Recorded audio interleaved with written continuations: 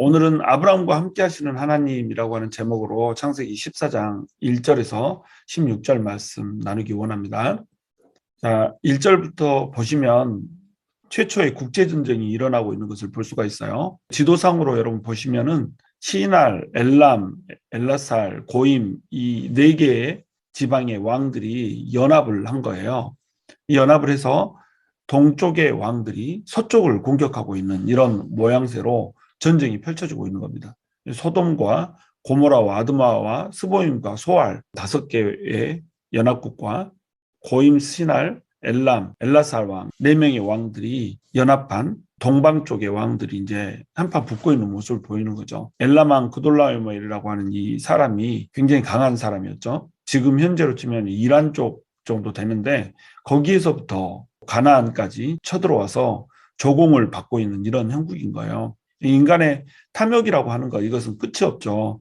엘람 왕이 엘람 근방에서만 왕을 해서 먹고 살아도 충분할 텐데 여기에서부터 서방에 있는 이 먼 길을 찾아와서 그것도 혼자 힘으로 안 될 것 같으니까 4명이서 연합을 해가지고 쳐들어와서 이 땅에서 조공을 받고 또 조공을 받다가 조공을 안 주겠다고 그러니까 화가 나서 전쟁을 일으키는 이런 모양새를 이제 보이고 있다라고 하는 겁니다. 이 세상은 이제 전쟁의 연속이죠. 13장에서는 아브라함과 롯이 그 가축들이 많다 보니까 이 가축들을 한 목초지에서 둘 수가 없는 거예요. 그래서 이제 분쟁이 일어나죠. 여기서도 이제 분쟁이 일어나는 거예요. 같은 친족인데도 불구하고 한 목초지에서 자기의 가축들을 다 소유할 수 없기 때문에 이 탐욕으로 인해서 전쟁이 일어났죠. 이 전쟁은 두 사람의 분리로 인해서 해소가 된단 말이에요. 한 사람은 자기의 번영을 찾아서 소돔과 고모라 땅의 근방으로 이제 가죠. 이게 롯이죠. 롯은 자기가 번영한 걸로 생각했어요. 눈을 들어서 쳐다보니까 에덴과 같고 또 애국과 같고 너무나도 땅이 좋아 보이는 거예요. 그래서 동쪽으로 이동해가지고 요단강 동편에 있었다라고 믿어지는 소돔 땅으로 가서 이주를 해서 살고 있는 겁니다. 이때까지만 해도 그는 평화롭게 소돔 땅에서 번영을 누리면서 살 수 있을 거라고 기대를 했죠. 그리고 아브라함 역시 믿음의 눈을 들어서 하나님을 바라보면서 조카인 롯에게 더 좋은 땅을 양보하고 자기는 하나님과 친교하는 쪽을 택했죠. 그래서 헤브론이라고 하는 땅을 찾아서 갔다고 그랬어요. 이 헤브론 땅은 친교라고 하는 의미를 갖는다고 그랬죠. 그곳에서 여호와께 단을 쌓고 제사를 드리는 걸로 하나님과 친교를 해내는 겁니다. 그래서 친교의 땅에 가서 하나님과 친교하면서 살아가는 아브라함과 그리고 소돔 땅에 가서 자기의 번영을 위해서 살아가고자 하는 탐욕에 찌든 롯의 모습을 우리가 볼 수가 있었던 거예요. 두 사람 다 평화롭게 살아갈 수 있을 거라고 생각했죠. 그러나 13장에 나왔던 평화라고 하는 것이 14장에서 깨지고 있는 것을 볼 수가 있어요. 세상은 내가 바라는 평화를 주지 않는 겁니다. 이 세상은 전쟁의 연속이에요. 왜냐하면 사람들이 죄인이기 때문에 사람들이 탐욕으로 찌들어 있기 때문에 계속해서 전쟁이 일어나는 겁니다. 나는 평화롭게 번영을 꿈꾸고 살아가나 내 것을 뺏고자 하는 자들이 쳐들어오면 어쩔 수 없이 전쟁통에 속게 들어가야 된다고 하는 거죠. 바로 창세기 14장은 이 전쟁 가운데서 전쟁 같은 인생 가운데서 우리 인간이 어떻게 살아야 되는가라고 하는 것을 보여주고 있는 겁니다. 그리고 전쟁 같은 인생 가운데서 하나님의 백성이 어떻게 하나님의 힘으로 살아남고 하나님의 사람이 어떻게 다른 사람을 구원해낼 수 있는가라고 하는 그림을 보여주는 거예요. 그러니까 하나님의 사람이 전쟁을 살아가는 방식에 대해서 보여주고 있는 겁니다. 그것이 길고 긴 왕들을 나열하고 있는 이유인 거예요. 그돌라오멜이라고 하는 강력한 왕, 이 엘람 왕이 동방에서부터 서방 왕으로 쳐들어오는데 이 강력한 왕이 자기만 강력한 게 아니라 또 다른 강력한 왕과 연합을 했어요. 강함에 강함을 가진 왕들이 진격해 내려오는 겁니다. 이 왕들의 기세를 한번 봐보세요.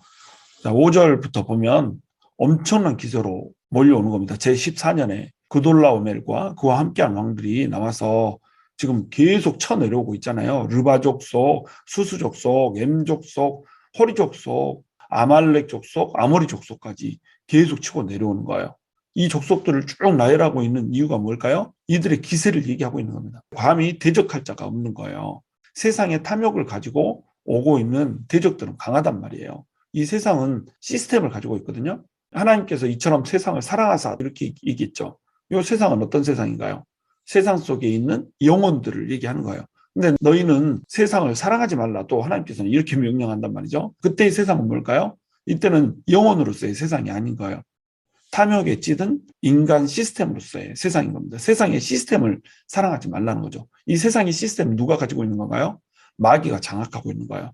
마귀가 이 세상의 시스템을 장악하고 힘을 가지고 있는 자들, 권력을 장악하고 이렇게 해서 하나님의 백성들에 대적하는 방식으로 세상 시스템이 돌아가고 있다는 겁니다. 이게 마귀에 속해 있기 때문에 그렇다는 거예요. 그런데 마귀에 속한 세상 시스템을 사랑하게 되면 어떻게 될까요? 마귀처럼 되는 거예요. 그 시스템에 속하기 때문에 그 시스템의 일원으로서 악한 자에 속해서 우리 역시 약해지는 이러한 결과를 초래하게 된다는 겁니다. 롯은 바로 이러한 세상의 시스템을 사랑해서 이러한 세상으로 갔던 거예요. 이러한 세상은 가리지 않고 공격을 하죠. 자기의 유익을 위해서는 언제든지 공격하는 겁니다. 그러니까 약육강식의 세상이 펼쳐지는 거예요. 마치 짐승의 세계와 똑같은 이런 세상이 펼쳐지는 거예요. 인륜, 인권 하지만 자기 유익을 위해서는 이 나라에서 저 나라를 치고 또 이 민족이 저 민족을 치고 이런 것들이 고대에서부터 지금까지 한 번도 흐트럼 없이 펼쳐지고 있는 역사라고 하는 거죠. 그래서 이 세상의 시스템은 굉장히 강력해요. 하나님의 사람들이 이 세상의 시스템을 보기에 도무지 대적할 수 없고 도무지 싸울 수 없을 것 같은 이러한 위풍당당한 모습으로 막 쳐들어 내려온단 말이에요. 이것이 세상을 집어삼키기도 하고 하나님의 백성까지 집어삼킬 듯한 기세로 내려오는 겁니다. 대적할 자가 없는 기세의 강한 대적을 지금 소개를 하고 있는 거예요. 사방 왕들이 동방 왕들하고 이제 대치를 하고 있는 상황이 벌어져요. 소돔 왕과 고모라 왕과 아드마 왕과 스보임 왕과 벨라 왕, 곧 소알 왕이 나와서 시딤 골짜기에서 그들과 전쟁을 하기 위해 진을 쳤더니 이렇게 나오겠죠. 하나님께서 최초의 이 전쟁을 기록하려고 하는 목적, 이 목적은 바로 롯에 대해서 기록하는 겁니다. 그럼 롯이 인발부되면 누가 인발부되죠? 결국 아브라함이 인발부되는 거예요. 이 지난한 전쟁을 이렇게 길게 소개하고 있는 이유, 이 이유는 뭐냐면 아브라함을 소개하기 위한 겁니다. 이 전쟁 통해서 아브라함이 어떻게 살고 있는가 이제 이걸 보라고 하는 거예요. 그래서 시딤 골짜기의 전쟁으로 이제 포커스가 쭉 줌인되고 있는 거죠. 여기에 아브라함의 조카인 롯이 살고 있는 겁니다. 10절에 보시면 시딤 골짜기에는 역청구덩이가 많은지라 소돔 왕과 고모라 왕이 달아날 때에 그들이 거기 빠지고 그 나머지는 산으로 도망하매 네 왕이 소돔과 고모라의 모든 재물과 양식을 빼앗아 가지고 소돔에 거주하는 아브라함의 조카 롯도 사로잡고 그 재물까지 노력하여 갔다 이렇게 되었죠. 지금 아브라함의 조카 롯이 소돔과 고모라 왕이 잡혀갈 때 함께 잡혀가 버린 거예요. 그 재물까지 전부 다 빼앗겨 버린 겁니다. 자, 롯은 무엇을 찾아갔죠? 번영을 찾아간 거예요. 여호와의 동상 같고 애굽 땅과 같다고 보았던 그 소돔을 향해서 그는 갔던 거예요. 자기에게 은혜를 베풀어준 삼촌 아브라함이 자, 네가 갖고 싶은 땅을 가져라 라고 하니까 한 채 양보도 없이 자기가 좋아하는 땅을 딱 찾아서 그곳을 차지해서 가잖아요. 탐심에 쩔어서 번영을 찾아가지고 세상을 향해서 가는 거예요. 소돔과 고모라 땅이 어떤 땅인지도 모르고 그 땅에서 누가 살고 있는지 그 땅에서 교제하고 살아가면 자기가 어떻게 될지 그런 것을 전혀 쳐다보지 않은 채 그저 번영과 풍요만을 위해서 가는 겁니다. 근데 이 롯도 어떤 사람이었을까요? 하나님을 믿는 사람이었죠. 나중에 보면 이 롯이 원래는 의인이었지만 소돔 땅에 거하면서 심령이 상하였더라 이렇게 표현을 하고 있거든요. 그러니까 아브라함이 하나님의 음성을 듣고 하나님께 단을 쌓고 예배를 드리는 그 모습들에 전부 롯도 참여했을 거 아니에요. 롯 역시 지금 이 시대로 얘기하면 교인이고 성도였다라고 우리가 이해를 하면 되는 겁니다. 그런데 이 성도가 번영을 찾아서 세상으로 간 거예요. 나는 하나님을 믿고 하나님과 친교하는 것보다 하나님의 그 공동체를 위해서 양보하고 또 배려하는 것보다 나의 번영과 나의 풍요가 더 중요합니다라고 하면서 공동체의 이론을 배신을 하고 내 풍요를 찾아서 세상으로 달려나간 겁니다. 그 소돔 땅으로 달려나간 거예요. 근데 이 소돔에 역청구덩이가 많다고 그러잖아요. 이 역청은 그 석유 원유를 얘기한다고 우리가 믿고 있는데 나중에 이곳에 하늘에서 유황불이 막 쏟아져 내려오잖아요. 이 역청구덩이가 많은데 여기에 유황불이 떨어지니까 어떻게 되겠어요? 막 불덩이가 될 거 아니에요. 나중에 결국 이 역청구동이 많은 이것으로 인해서 멸망하게 될 거예요. 특별히 이제 네 왕 중에 소돔과 고모라 왕만 역청에 빠져서 잡혀서 가잖아요. 지금 이것은 뭘 얘기하고 있어요? 복선을 얘기하고 있는 복선을. 나중에 이 소돔과 고모라 땅이 멸망할 땅이라고 하는 것을 보여주고 있는 거죠. 그런데 이 땅에 누가 거주를 하고 있어요? 아브라함의 조카 롯이 거주를 하고 있는 겁니다. 그러니까 잡혀갈 때 같이 잡혀가는 거예요. 어디에 속해 있는가가 매우 중요하다는 겁니다. 세상에 속하지 말고 하나님께 속하라는 거죠. 그래서 번영을 찾아서 세상으로 갔는데 어떻게 돼요? 예기치 못한 전쟁의 포로가 돼버리는 겁니다. 하나님의 백성도 또 하나님의 백성이 아닌 사람도 전부 전쟁의 이 소용돌이에 휘말릴 수밖에 없어요. 근데 이 전쟁의 소용돌이에 휘말릴 때 내가 어디에 속해 있는가라고 하는 것은 매우 중요한 겁니다. 근데 롯은 어디에 속해 있어요? 자기가 사랑하는 세상에 속해 있는 겁니다. 이 전쟁의 소용돌이 틈에서 자기를 구원해 줄 사람이 없는 거죠. 그래서 잡혀가 버리는 거예요. 13절 도망한 자가 와서 히브리 사람 아브라함에게 알리니 그때 아브라함이 아모리 족속 마므레의 상수리 숲을 근처에 거주하였더라. 마므레는 에스골의 형제요 또 아넬의 형제라. 이들은 아브라함과 동맹한 사람들이더라. 이렇게 돼 있죠. 아브라함이 동맹에서 살고 있어요. 자, 지금 이 사람은 히브리 사람이잖아요. 히브리 사람이라고 여기서 표현한 이유는 뭐예요? 히브리 사람은 물 건너온 사람이란 말이죠. 히브리 사람 아브라함에게 알렸다 이 말에는 두 가지의 의미가 들어있는 겁니다. 하나는 롯이 히브리 사람이잖아요. 롯이 잡혀갔으니까 히브리 사람한테 찾아오는 거예요. 당신 친족이 잡혀갔습니다. 히브리 사람이 잡혀갔습니다. 어떻게 하시겠습니까? 당신의 공동체에 속한 사람이 잡혀갔습니다. 어떻게 하시겠습니까? 바로 이 말을 하는 거예요. 또 한 가지는 뭐냐면 물을 건너온 사람, 히브리 사람 아브라함이 물을 건너오지 않은 토속인들과 지금 동맹을 맺고 살아간단 말이에요. 자, 그럼 토착민들이 물 건너온 사람, 백인과 같이 동맹을 맺으려면 어떠해야 될까요? 물 건너온 사람이 상당한 부와 상당한 힘을 가지고 있어야 되는 겁니다. 동맹이라고 하는 것은 서로 힘이 비슷할 때 맺는 거잖아요. 한 사람은 힘이 아주 없고 한 사람은 힘이 너무 강하면 이게 동맹이 되나요? 힘이 강한 사람이 힘이 없는 사람을 집어삼키죠. 근데 아브라함은 물을 건너서 온 사람이지만 여기에 이미 살고 있었던 사람들과 함께 동맹을 맺을 정도로 강력한 힘을 기르게 된 거예요. 14절에서도 그 말이 나오죠. 아브라함이 그의 조카가 사로잡혔음을 듣고 집에서 길리고 훈련된 자 318명을 거느리고 단까지 쫓아가서 이렇게 돼 있죠. 318명을 사병으로 데리고 있을 만큼 그는 많은 소유를 가지고 있었던 거예요. 길리고 훈련한 사람만 318명이에요. 나머지 그냥 일하는 종들은 얼마나 많겠어요. 한 사람이 자기 집에 군사만 318명을 가지고 있을 정도로 강력한 사람이 된 거예요. 이것을 누가 해줬을까요? 하나님이 해줬죠. 근데 아브라함은 롯한테 양보를 했잖아요. 롯은 번영을 쫓아갔지만 아브라함은 번영을 쫓아가지 않았단 말이에요. 아브라함은 뭘 택했어요? 네가 좌하면 나는 우하고 네가 우하면 내가 좌할게 이렇게 해놓고 하나님을 택했단 말이에요. 그래서 어디로 찾아가냐면 헤브론을 찾아갔단 말이죠. 헤브론이라고 하는 이름의 뜻이 친교라고 하는 뜻이라고 그랬죠. 하나님과 친교하는 그 자리를 선택했단 말이에요. 하나님만 있으면 된다라고 하는 생각을 했던 겁니다. 나를 부르신 하나님, 나에게 언약을 주신 하나님, 나에게 약속을 주시고 자손을 주고 민족을 주고 복이 되게 하겠다라고 하는 그 약속만 있으면 된다라고 하는 거예요. 하나님을 신뢰한 겁니다. 그 신뢰하는 하나님과 함께 친교를 맺고 예배하면서 대화할 수만 있다라고 한다면 세상의 것을 롯에게 양보해도 상관없다라고 하는 믿음을 가졌던 거예요. 그렇게 하니까 어떻게 돼요?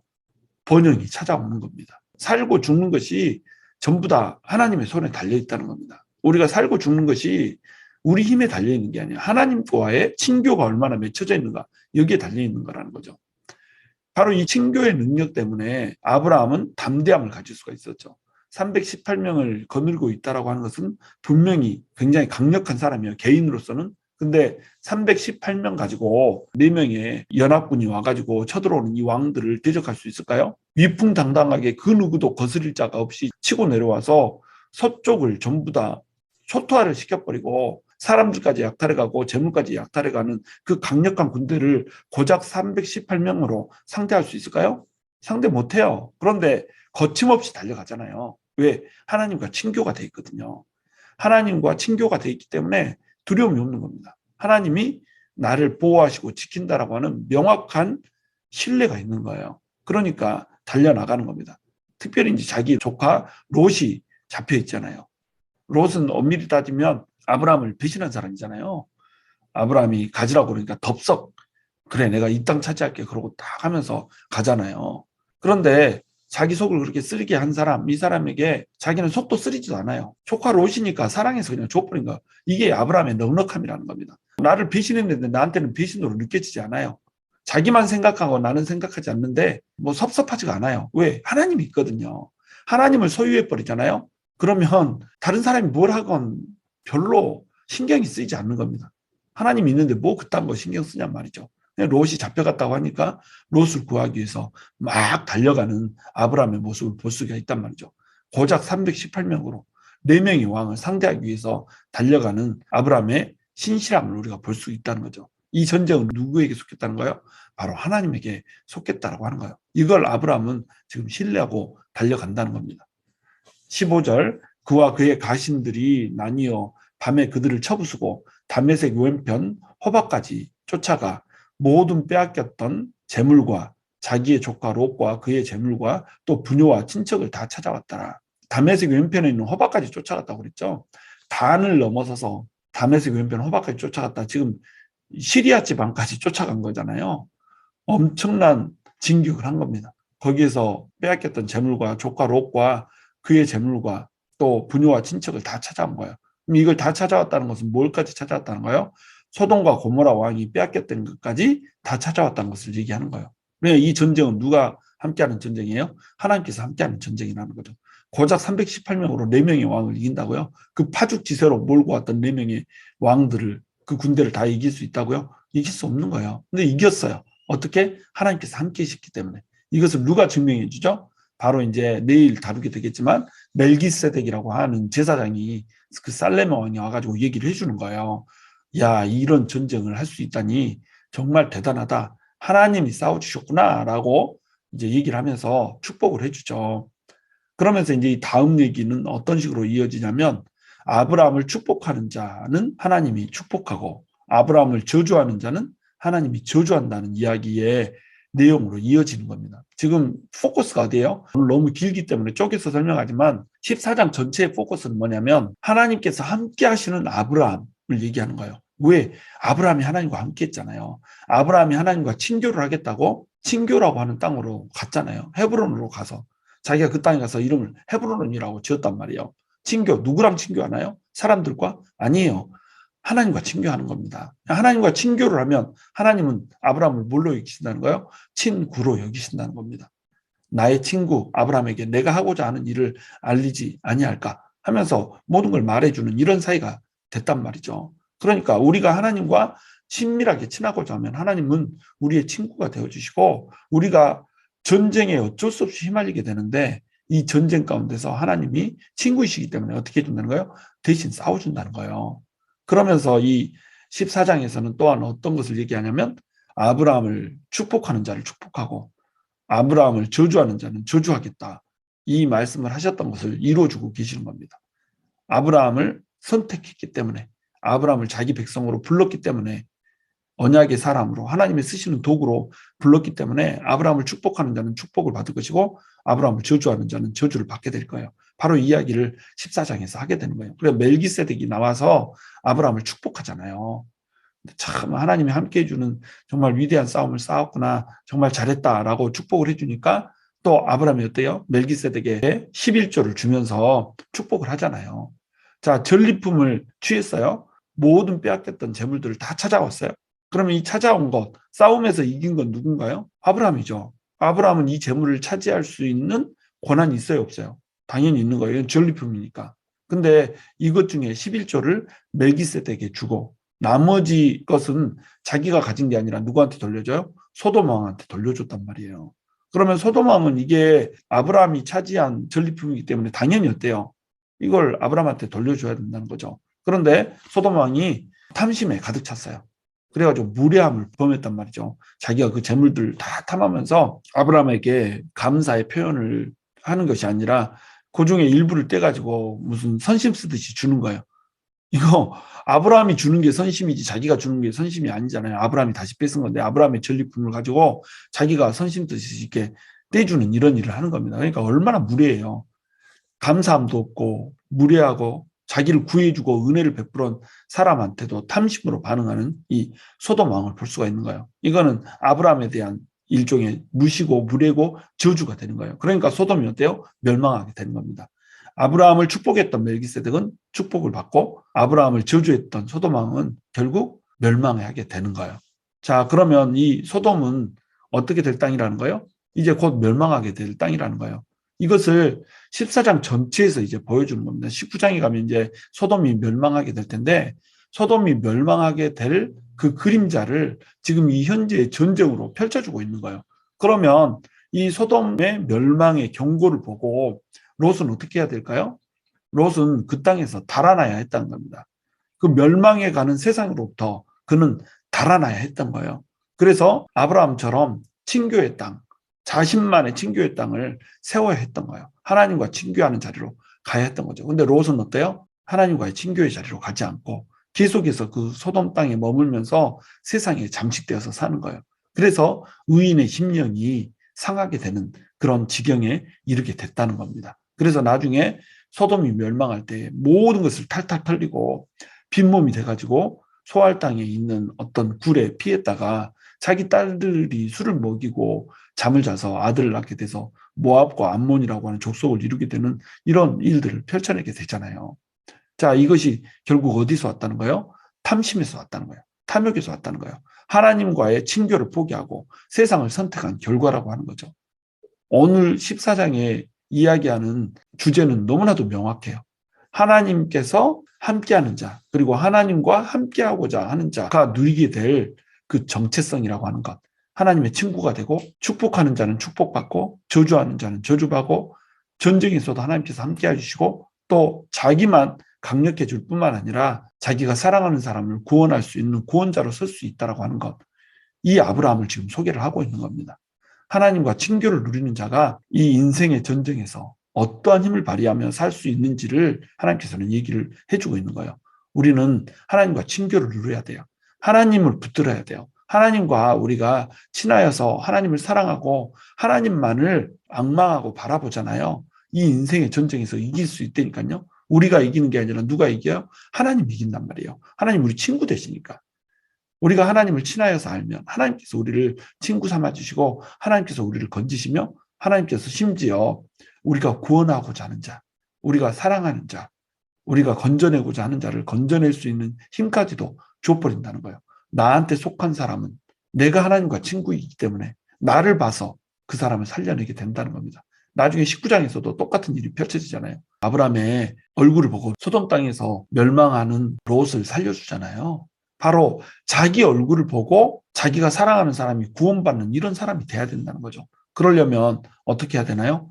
하나님과 친교의 자리에 나가야 된다는 겁니다. 하나님과 함께하는 자가 얼마나 강하게 살 수 있는지, 얼마나 하나님의 힘을 빌려서 살 수 있는지 이것을 우리는 14장에서 보고 있어요. 여러분, 저와 여러분이 정말로 하나님과 친교를 이루면서 삶으로 말미암아 하나님의 힘으로 강력해질 뿐만 아니라 우리가 사랑하는 사람들 역시 하나님의 힘으로 인해서 구원하고 건질 수 있게 되는 그러한 은혜가 우리 삶 가운데 인생의 전쟁 가운데 끊어지지 않고 펼쳐질 수 있게 되기를 주님의 이름으로 축원합니다.